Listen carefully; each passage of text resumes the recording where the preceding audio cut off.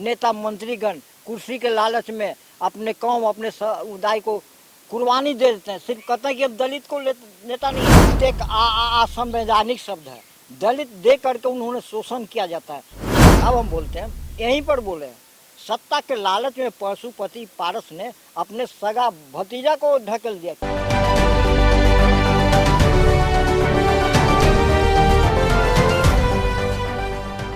इस देश की राजनीति में दलित शब्द इतना प्रभावशाली है कि जो भी इसका हिमायती बना, जिसने भी इसका नाम लिया, वह सत्ता के करीब चला गया। रामविलास पासवान हो या फिर चिराग पासवान या पशुपति कुमार पारस, सब में लोग दलित नेता होने का अक्ष तलाशते हैं। लेकिन धरातल पर इन लोगों ने दलितों के लिए क्या कुछ किया, आज इसी पर बात करेंगे हम ओम प्रकाश पासवान जी से। पासवान जी के तन पर चमचमाता सफ़ेद खादी तो नहीं है, लेकिन दिल में दलितों के लिए कुछ करने का जज्बा जरूर है। ओम प्रकाश जी, आपको बहुत लंबे समय से हम देखते रहे हैं, तमाम पार्टियों के कार्यालय में आप जाते आते रहते हैं। पता नहीं चलता है आप किस पार्टी से हैं। किसी पार्टी से ताल्लुक़ रखते हैं क्या आप? किसी पार्टी से ताल्लुक़ नहीं। पहले ताल्लुक़ रखे थे जेडीयू से, जब नए नए आए 20 गो हम लोग गए थे। 20 गो में से सब भाग गया जदयू कार्यालय। हमने सदस्यता लिए प्रथम, जनता के लिए 2-4 गए। जब नीतीश भागे बीजेपी को छोड़ के, तो प्रथम परिचय पत्र हमने फाड़ दिया। आज जब फिर बीजेपी में लौटे, उनके आवास पर गए, हाथ उत मिलाई, बात विचार हुई, लेकिन वो कोई काम नहीं कर रहे हैं। आज पुल पुलिया बन रहा है, गरीब हमारा एक एक रोटी के लिए तरस रहा है। 10 वर्ष पहले हमने सर्वे किया था, गरीब को दूध की क्या, सादी चाय मिलना मुश्किल है। बैंक में गए, जब 5 रुपया का खाता खुल रहा था, वहाँ बोले अरे रिक्शा वाला तो इतना कमाता, सब तो रिक्शा वाला नहीं है। अभी भी हमने सर्वे किया है, अभी भी गरीब को जाइए वहाँ पिरौर थाना के बगल में जज उजरवा दिया, जबकि वो गरीब है। वो इतना गरीब है कि मांग के खाता। हम लोग को शर्मिंदा कर लगता है उन लोग को ऐसे बोले। उनके लिए भी हमने रविशंकर के यहाँ दिया, केंद्रीय मंत्री को, इन लोग को हर बुनियादी सुविधा दिया जाए। वहाँ से पदाधिकारी आया, अभी तक कोई सुविधा नहीं। बेचारा पुल के नीचे भटक रहा है, खाने को तड़प रहा है, एक आशियाना को तरस रहा है। तो क्या हमारा यही लोकतंत्र है? ये बड़े बड़े नेता, आप बताते हैं, नितिन नवीन, उनके यहाँ भी दौड़ लगाए लोग, लालू के यहाँ दौड़ लगाए, लेकिन कोई रास्ता मिला नहीं। लेकिन सब अब जितने भी लोगों का नाम ले रहे हैं, हम तो किसी एक पर नहीं जाएंगे, सभी नेता दलित की बात करते हैं, लेकिन दलितों के लिए कोई करता है कुछ? कोई नहीं। अब सुनिए कहानी। जब राम कृपाल पटना के सांसद थे, नहीं देखिए, राम कृपाल पर नहीं जाएंगे, हम दलित नेताओं की बात कर रहे हैं जिनकी राजनीति दलित नाम के इर्द गिर्द घूमती है। वही सुनिए ना पहले क्या हुआ। दलिते पर हम बोल रहे हैं। जब एमपी थे, वोट का समय आया, हमें 3, एक आरा का यादव और 2 कुर्मी, एक क्या नाम है, अजय पटेल जो आरजेडी था, हमें 3 दिन धमकी दिया कि ललटेन पर मोहर मारिए ना तो गोली मार देंगे। हमने कबूल नहीं किया। 3 दिन सुने। गए एसपी के यहाँ, चुनाव के समय एसपी के यहाँ आवेदन दिए। तुरंत हम गए बिहार विद्यालय परीक्षा समिति, बैलेट पेपर पर नाम चढ़ा दिया गया। बोला कि चाय पियो, हम चाय नहीं पियेंगे। एक सामने का मंडल यादव आया, क्या बात है, हमने बोला कुछ। आधा घंटा हल्ला किए, तब बैलेट पेपर मिला, कमल छाप पर मोहर मारे, तब जाकर के शैलेंद्र नाथ श्रीवास्तव जीते। अगर हम डर जाते तो मेरा भी वोट रद्दी हो जाता। हमारे बस्ती का इतना बैलेट पेपर छपा था, निर्भीक होकर हमने, हमारे यादव लोग जहाँ हम रहते हैं 24 घंटा गोली बम से लैस, हम शहरी लोग थर थर आते थे, गांव में क्या होगा। तब हमने अपने कलम उठाया, मना स्थिति भावना दिल ने किया। तो राज्यपाल को हमने लेटर दिया उस समय कि अविलंब लालू राबड़ी की सरकार को बर्खास्त करे। इस समय लूट, हत्याकांड, बैलेट लूट, बहु बेटिए की इज्जत होता था। हाँ, 200 आदमी के साथ जुलूस लेके गए, यही हड़ताली मोड़, एक नौकरदाई और एक हमारी राष्ट्रीय महात्मा गांधी। उस समय हमने अपने बैनर में लिखा, बुनियादी शहरी जमीन को, भूमिहीन को जमीन दो, बिहार में बेरोजगारी भूखमरी दूर कर। चलिए, आपने तो बहुत कुछ किया है, लेकिन अब ये बताइए कि जो दलित नेता होने का दम भरते हैं, जो दलितों का मसीहा होने का दम भरते हैं, रामविलास पासवान जी हो गए, पशुपति कुमार पारस जी हो गए, रामविलास जी तो अब नहीं है, मायावती हो गई। मायावती हो गई, अभी चिराग पासवान जी हैं, उभरता हुआ चेहरा है बिहार का। बिहार जो है इनमें अपना भविष्य तलाश रहा है। क्या जनता लग की रहा है, आवाज दिलों क्या की लग रहा है धड़कन कि इन लोगों ने दलितों के लिए कुछ किया है? फिलहाल दलित के लिए लोग करना चाहते हैं, रामविलास जी भी किए, लेकिन दलित होने के नाते उन पर इतना न दबाव पड़ जाता है कि सत्ता बचाना मुश्किल हो जाता है। इस पर हम बोलते हैं, जब आरजेडी की सरकार थी, 7म वर्ष पास का गोरखा बटालियन में नियुक्ति का प्रावधान था। कोई फॉरवर्ड गया हाईकोर्ट में, केस कर दिया, वहाँ से क्या रिजल्ट लिया कि 10म वर्ग पास। अब बताइए, जो किसको खाने का ठिकाना नहीं, 5 क्लास पास नहीं करता, वो दलित 10म वर्ष पास करके वो बटालियन, गोरखा बटालियन में नियुक्त हो सकता है? उसका हमने विरोध किया उस समय। जब रामविलास जी को भी हम लेटर दिए कि हाईकोर्ट के निर्णय को रद्द करते हुए गोरखा बटालियन में एससी को 7म वर्ग पास का ही नियुक्ति का प्रावधान दिया जाए। उन्होंने आवेदन लिया, लेकिन उन पर दबाव पड़ गया। क्या कारण है कि हमारे एससी नेता मंत्रीगण कुर्सी के लालच में अपने कौम, अपने समुदाय को कुर्बानी दे देते हैं, सिर्फ कहते हैं कि अब दलित को नेता नहीं है। आज भी बोलते हैं, कोई भी दलित के लिए कोई समय का कुर्बानी नहीं देता, जान का कुर्बानी तो अलग है। अगर दलित नेता समय की कुर्बानी दे दे, आज एक एक दलित आसमान पर को छू लेगा, यानी विकास कर जाएगा। आज वैसा कोई दलित नहीं है। चिराग जी ने कितना किया है? बहुत कुछ किया है। क्या क्या किया है? सबसे पहले बात, लोग लालू को बोलते हैं ना कि कुर्सी पर बैठने का अधिकार दिया, लेकिन नहीं, ये गलत बात है। चिराग जी ने वोल्ट ताकत दिया एससी को, चाहे गरीब हो चाहे अमीर हो, इनमें वो क्षमता है। बात अच्छे से करते हैं, इनमें जरा भी भेद नहीं है कि हम एमपी है, बड़े लोग हो गए, करोड़ों का संपत्ति, इसमें जरा घमंड नहीं। ये हर गरीब जनता की सुनते हैं, खास करके दलित को। हम इनसे अवगत है, कई बार आवेदन दिए, काम हो रहा है, पदाधिकारी काम को टालता है। अब पदाधिकारी पर कार्रवाई होना चाहिए। हम चिराग जी से अपील करते हैं, अपना कलम पदाधिकारी के चलाएं, जो गरीब और दलित का काम नहीं करते। लेकिन देखिए, आप कह रहे हैं कि चिराग जी काम करते हैं, चलिए हम भी आपके बात से इत्तेफाक रखते हैं, लेकिन सवाल यह उठता है कि आज़ादी के इतने वर्ष गुजर गए, अमृत काल में देश है, बावजूद उसके भी आज कहीं भी आप चले जाइए, वहाँ दलितों की एक बस्ती होती है। दलित कब दलित बस्ती से बाहर निकलेंगे? उसके लिए किसी ने कुछ किया क्या? अभी तक तो कुछ नहीं किया, सिर्फ वोट बैंक लिया। अब बोलते हैं चीना कोठी की बात। अभी तक 40 वर्षों से उनको पानी नहीं मिल रहा है, तो क्या दलित बस्ती है? पहले हरिजन कॉलोनी बोला जाता था। आप एसटीएफ ऑफिस और रेलवे पुलिस ऑफिस के बगल में है, ठीक डॉक्टर मंडल के बगल में, धार्मिक न्यास के। अभी तो बेचारा पानी के लिए तरसता है। अभी ये स्थिति हूँ दलितों की, रोजगार के अभाव में स्मैक बेच रहे हैं, महिला स्मैक बेच रही है। इतना फ्यूचर डाउन कर दिया गया है ना। अगर स्थानीय लोग थाना में जाते हैं, थाना ध्यान नहीं देता, स्मैकर का विरोध करते हैं महिला लोग इसमें, तो हम लोग मारे जाएंगे। पुलिस अभी एकदम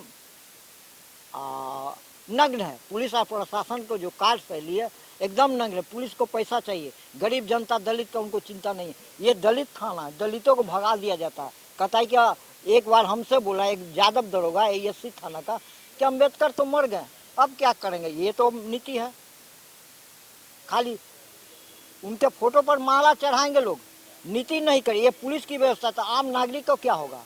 अब हम मांग करते हैं जनता से, जितने भी दलित दबे कुचले सब संगठित हो, अम्बेडकर जी के बताए रास्ते पर चले, और नेता जो है जिसको वोट देते हैं, आपका राइट है, कॉलर पकड़ के अपना काम करवाएं। आप संगठित होने की बात कर रहे हैं, लेकिन देखिए दलित नेताओं के परिवार में ही इतनी लड़ाई है, इतना झगड़ा है। अब देख लीजिए चिराग जी और पशुपति कुमार पारस जी के बीच में क्या कुछ चल रहा है। अच्छा, अब हम बोलते हैं, यहीं पर बोले हैं, सत्ता के लालच में पशुपति पारस ने अपने सगा भतीजा को ढकेल दिया। क्यों? सत्ता चाहिए था, परिवार नहीं।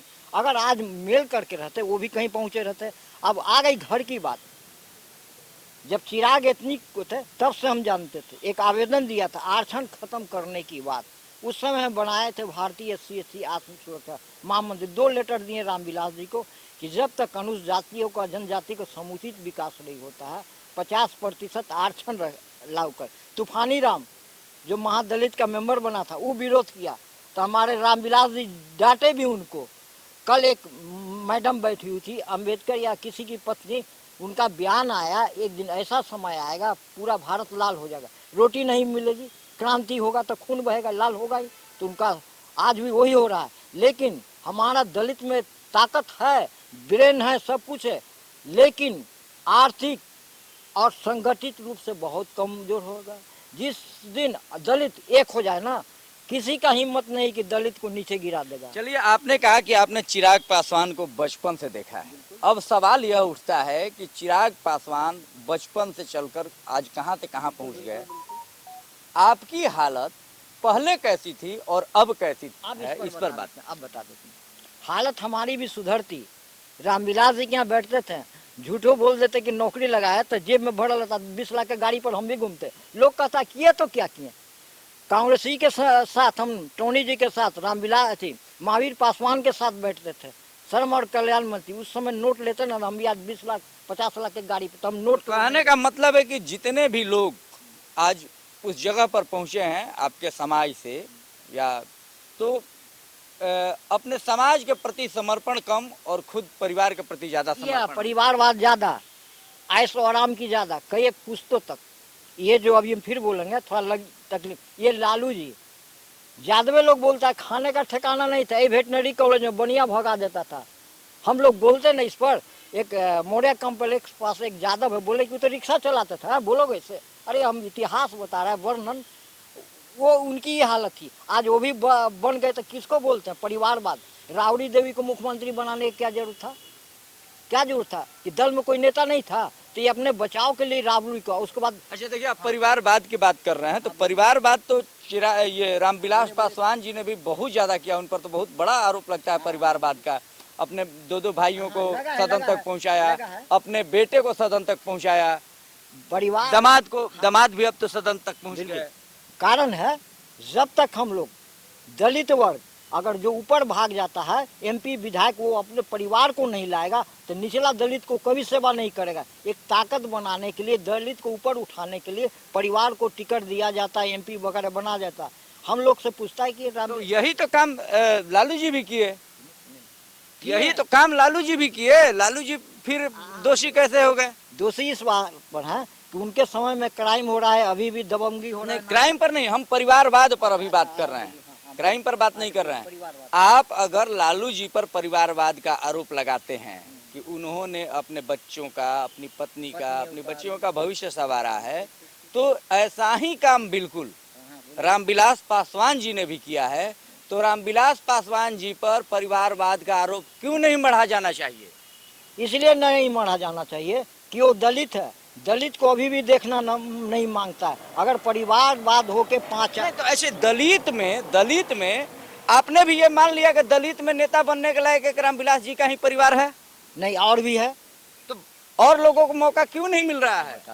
अपने आगे जैसे बाज होता है ना, छोटा छोटा पंछियों को निकल जाता है, उसी तरह चंगुल में फंसा के रखते हैं। हाँ। एक चीज और बताइए, दलित होने का मतलब आपकी नजर में क्या है? सिर्फ जाति या उनका रहन सहन, उनका स्टैंडर्ड, आपके नजर में क्या है दलित होने का मतलब? दलित एक असंवैधानिक शब्द है। दलित दे करके उन्होंने शोषण किया जाता है। दलित का मतलब नहीं कि उसको बहुत बड़ा पैसा मिल गया, ये फैसिलिटी, ये तो एक थोपा हुआ है। दलित जो असंवैधानिक शब्द है। चिराग जी दलित समाज में है? नहीं, वो तो फॉरवर्ड में है, अब दलित कहने लायक नहीं है। अब उनकी रामविलास जी थे? हाँ, वो कुछ थे, क्योंकि दलितों का सुनते थे। दलितों का सुनते थे, ये ठीक है, लेकिन दलित आजीवन दलित रहे वो? अब नहीं रहे।